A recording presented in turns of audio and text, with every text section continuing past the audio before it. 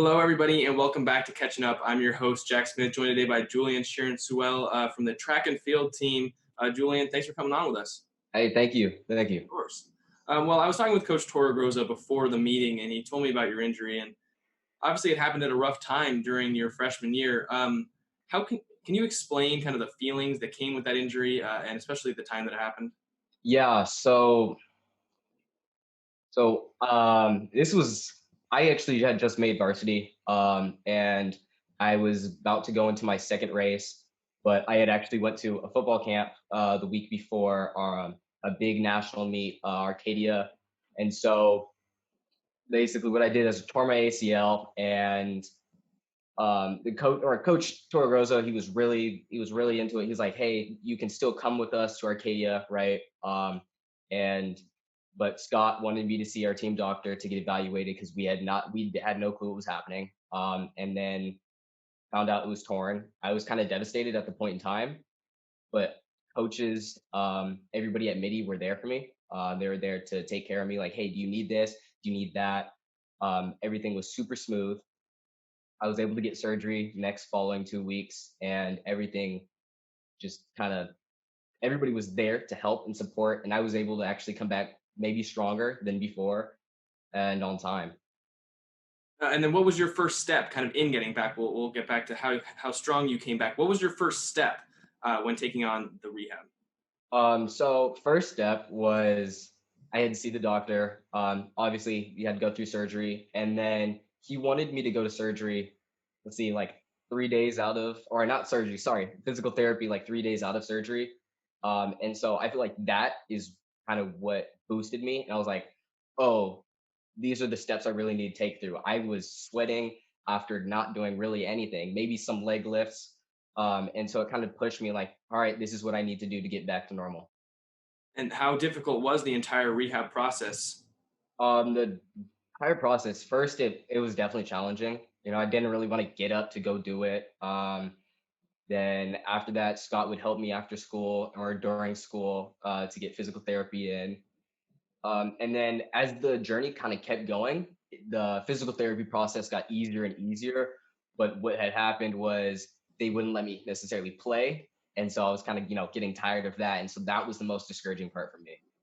And how were you able to overcome that and tell yourself, you know what, they're not going to let me play. I need to be safe with my body, play it safe because I've got a season to play next year. How were you able to Um, inside keep yourself? yeah, with that, I kind of just like, all right, maybe, they won't let me play, but if I can, try to push harder with physical therapy, if I can try to push harder with my rehab, all of that stuff and get through with it, maybe they'll eventually let me play. And, they eventually let me do or did play. Sorry. And then obviously after all that hard work, it must have felt great to get back onto the track. What was your initial feeling when you were able to step back onto the track and kind of Um, actually let you play? I was, I was pretty happy to get back on, get back through workouts, just having fun running. Going into my first meet, I was ready for everything. Yeah, I mean, that was my next question too. How confident were you going into your first meet of the year after being out for so long? To be honest, it was a little bit rocky. I was pretty nervous most of the meet because I haven't really gone through anything. My first event, which is the 4x1, we DQ'd on it, and so I was a little scared for how the rest of the meet was going, and I was feeling a little bit tight as well. But after I got through a couple of my events, I was actually having a lot of fun. I was ready for anything. Then they threw me in the 4x1 Well, yeah, or 4x4. I'm sorry. I'm sure you'd have a lot of fun sweeping both the 100 meter and 200 meter, as Coach Torgroza called it. I mean, what did that mean to you to come back on, know how much hard work you put in? How rewarding was it for you to see all that hard work pay off? Um, I don't know. It was a different type of feeling. Maybe as most people would say, a kid in a candy store. I was just having fun. After seeing, all my hard work, it kind of meant something. You know, oh, this hard work really does pay off. Oh, I can really go do these different things, and especially after basically tearing up my whole leg, not really being able to walk to sprinting, and I guess Coach Torgosa would say sweeping through the 100 and 200. It kind of meant a lot, and it shows that where what I can do and where I can go past this. Where did you think that was? Where did you expect to go after that first meet? First meet, I was definitely looking forward to the Arcadia meet that I missed the year prior, as well as our St. Francis Invitational, Stanford Invitational, any invitationals beyond that. And I was actually looking forward to trying to go compete through CCS and hopefully qualify for state. And then unfortunately, obviously, the track season was canceled among many other Mitty sports. How were you able to cope with that? Obviously, you had all these expectations for yourself after the first meet. How were you able to take that, and what was your initial reaction when you heard that your season was being canceled?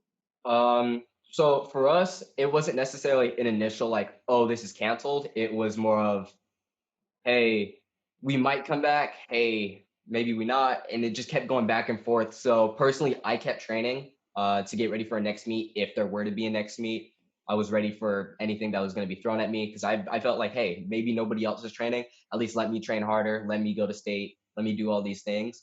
Um, and then the season was canceled. I wasn't really too down about it. I kind of just, kept training, kept pushing forward through it. And then obviously moving on, what have you been able to accomplish this off season? I think track is one of the sports that it's a lot easier to practice because it's not a team sport as much, and you can definitely get some practice in. But what have you personally been able to accomplish over this off season of turbulence? For off season, I'm mainly trying to get the strength back as the same in both legs prior to my or for my injury, and then trying to get flexibility off of that to decrease my times if possible.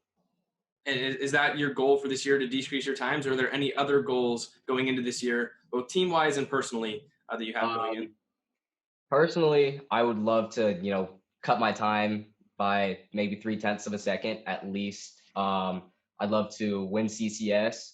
Then I'd love to go to state, compete at state. And team wise, I think we're really fast this year. I'm thinking we could really compete for a WCAL title and do well.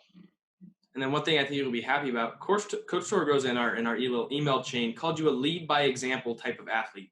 How does that make you feel when you hear that from your coach? That obviously he thinks highly of you, thinks of you as a lead by example athlete. And what have you been able to do this offseason to execute that? It means a lot to me, to be honest with you.